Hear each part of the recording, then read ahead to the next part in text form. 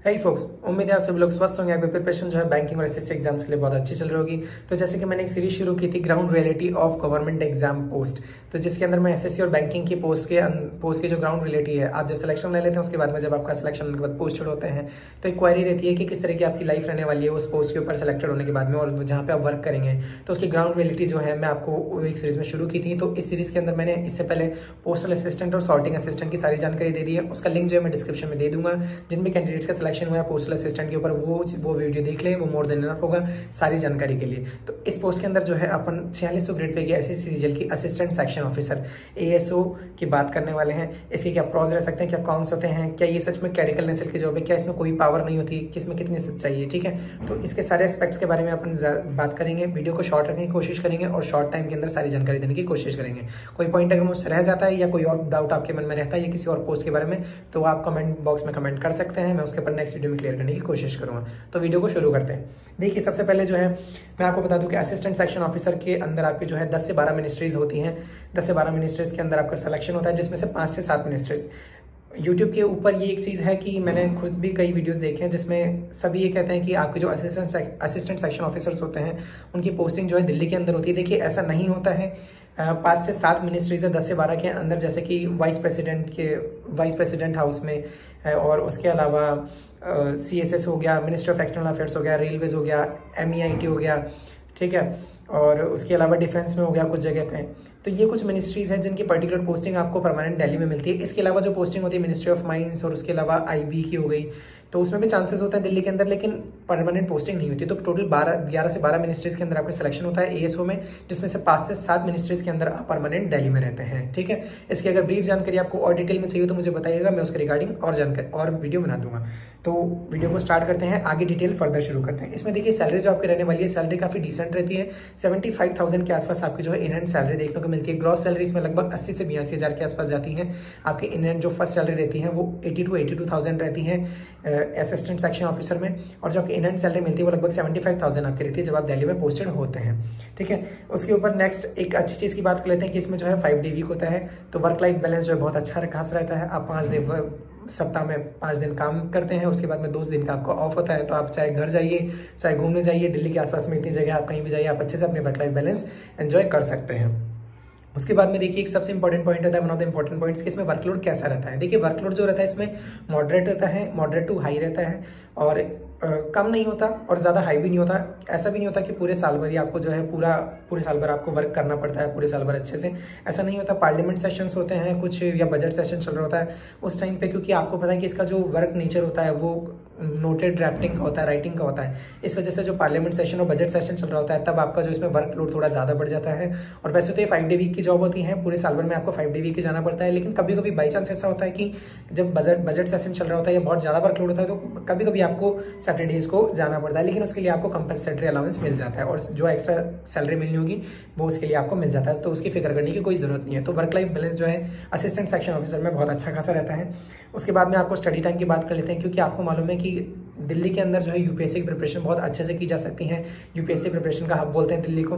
तो study time जो है आपको सैटरडे संडे आपको हमेशा मिलता है। तो एक स्टडी के लिए इनफ प्रॉपर टाइम आपको असिस्टेंट सेक्शन ऑफिसर में मिल जाता है। तो अगर आप यूपीएससी प्रिपरेशन करते हैं तो उसके लिए आपको असिस्टेंट सेक्शन ऑफिसर जो है बहुत अच्छी पोस्ट रहने वाली है। उसके बाद में देखिए ज्वाइनिंग का भी इसमें एक अच्छा फायदा रहता है कि जब आपका सिलेक्शन होता है, जिन कैंडिडेट्स का भी सिलेक्शन हुआ है उनकी 2 से ढाई महीने के अंदर जो है ज्वाइनिंग आ जाती है, क्योंकि मिनिस्ट्रीज जो होती है उनकी ज्वाइनिंग थोड़ी सी फास्ट होती है।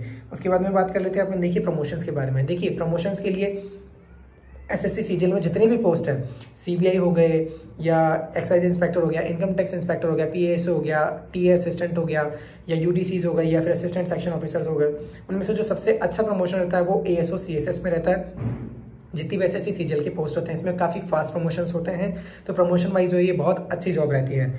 उसके बाद में बात कर लेते हैं, देखिए मेट्रो सिटी की लाइफ होती है। आप अच्छी मेट्रो सिटीज़ में पोस्टेड होते हैं, दिल्ली में पोस्टेड होते हो, या फिर अगर आप IB में पोस्टेड IB के थ्रू सेलेक्टेड होते हो, या फिर कैट में सेलेक्टेड होते हो आप ASO, तो उसमें भी आके आप एक मेट्रो सिटी में पोस्टेड होते हो। तो आपकी जो वर्क लाइफ बैलेंस है वो बहुत अच्छा रहने वाला है।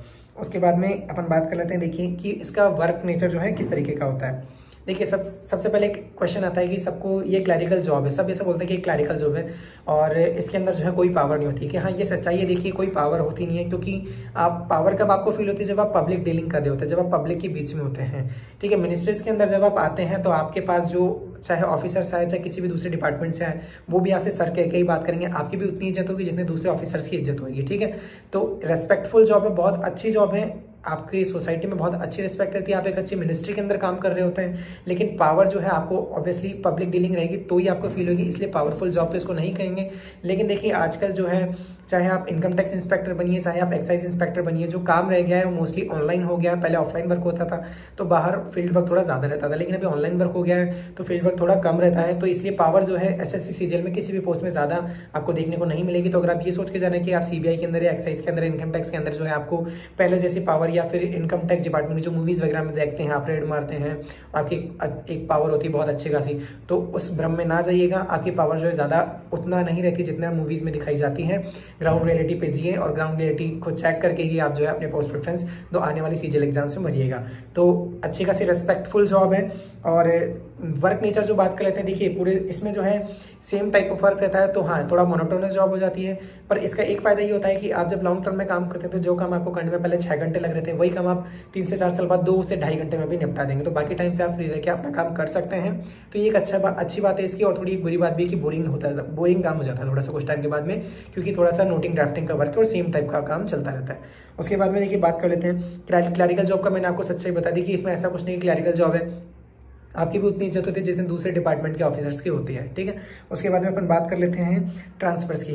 देखिए वैसे तो ये एक परमानेंट दिल्ली पोस्टिंग की जॉब होती है, जिन भी मिनिस्ट्रीज में मैंने बताया 12 में से 5 से 7 मिनिस्ट्रीज के अंदर जो दिल्ली में आपको पोस्टिंग मिलती है वो परमानेंट दिल्ली पोस्टिंग होती है। लेकिन उसके अलावा आपको जो ट्रांसफर होता है वो 5 से 6 इंटर मिनिस्ट्रियल ट्रांसफर इसके अंदर होता है। आपको स्टेट्स के अंदर डिफरेंट ट्रांसफर्स नहीं मिलेंगे, आपको जो ट्रांसफर होता है आपके मिनिस्ट्री के अंदर होगा। जैसे अगर आप किसी स्टार्ट में मान लीजिए आप मिनिस्ट्री ऑफ होम अफेयर्स में अगर आप पोस्टेड होते हैं तो आप बाद में मिनिस्ट्री ऑफ साइंस में चले जाएंगे, मिनिस्ट्री ऑफ टूरिज्म में चले जाएंगे, मिनिस्ट्री ऑफ कल्चर में चले जाएंगे। तो अब आप डिफरेंट मिनिस्ट्रीज में जाएंगे तो आपको वर्क जो है डिफरेंट तरीके का देखना पड़ेगा, डिफरेंट सब्जेक्ट के ऊपर देखना पड़ेगा। तो ऐसा भी नहीं है कि बहुत बोरिंग काम रहता है। और पूरे आप 25 साल के अंदर आप करियर देखेंगे तो 6 से 7 मिनिस्ट्रीज आप 25 साल के अंदर चेंज कर सकते हैं। डिपेंड करता है कि आपका वर्क कितना अच्छा है, क्योंकि जिनका वर्क अच्छा होता है, जिनका सीनियर से अच्छी बनती है, जिनका वर्क अच्छा होता है, सीनियर्स को अच्छा लगता है, तो डायरेक्ट वो आपसे अप्रोच करते हैं और आपकी अप्रोच आगे होती है। इस वजह से आपको जो इंटर मिनिस्ट्रियल ट्रांसफर जो आता है आपको उसका मौका मिलता है और आप दूसरी मिनिस्ट्रीज में जाके भी काम कर सकते हैं। तो ओवरऑल एक बहुत अच्छी खासी जॉब है असिस्टेंट सेक्शन ऑफिसर। और क्लरिकल नेचर जैसा जॉब कुछ भी नहीं है इसमें। मैंने आपको बताया कि ग्राउंड रियलिटीज़ की ये है, और ये इसकी असिस्टेंट सेक्शन ऑफिसर के लिए थी मिनिस्ट्री ऑफ होम अफेयर्स में या फिर किसी भी मिनिस्ट्रीज में। और देखिए आपकी एक ही चीज़ रहती है कि मिनिस्ट्री किस तरीके से अलॉट होती है। तो अगर मैं आपको बताता हूँ कि मिनिस्ट्री ऑफ होम अफेयर्स की जो कट ऑफ जाती है कंपैरेटिवली वो थोड़ी सी हाई जाती है बाकी मिनिस्ट्रीज के कंपैरिजन में। तो जो हाई रैंकिंग वाले कैंडिडेट्स होते हैं उनको मिनिस्ट्री ऑफ होम अफेयर्स मिलती है अपनी कैटेगरी में, रिस्पेक्टिव कैटेगरीज में।